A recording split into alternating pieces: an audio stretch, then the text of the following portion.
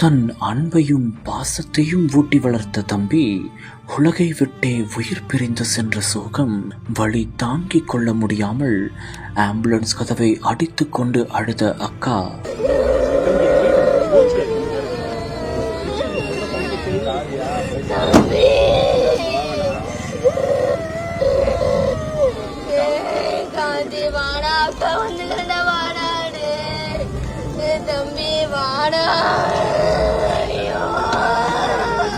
கடைசியாக ஒருமுறை தன் தம்பியை பார்க்க வேண்டும் என்று கண்ணாடி வழியாக எட்டி எட்டி பார்த்த அக்காவின் வழி இதயம் பலவீனமானவர்கள் மனதை இரும்பாக்கிக் கொண்டு பார்க்கவும்.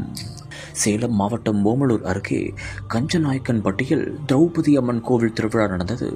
அங்கு நாட்டு வெடி வெடித்து மிக பெரும் விபத்து ஏற்பட்ட சம்பவத்தில் செல்வராஜ் உள்ளிட்ட 4 பேர் அநியாயமாக உலகை விட்டே உயிர் பிரிந்து சென்றனர். அந்த சம்பவத்தில் உயிர் பிரிந்து சென்ற தன் தம்பியின் உடலை பார்த்து ஒரு அக்கா கண்ணீர் விட்டு அழுத காட்சி அனைவரும் மனதையும் வேதனையடைய செய்தது.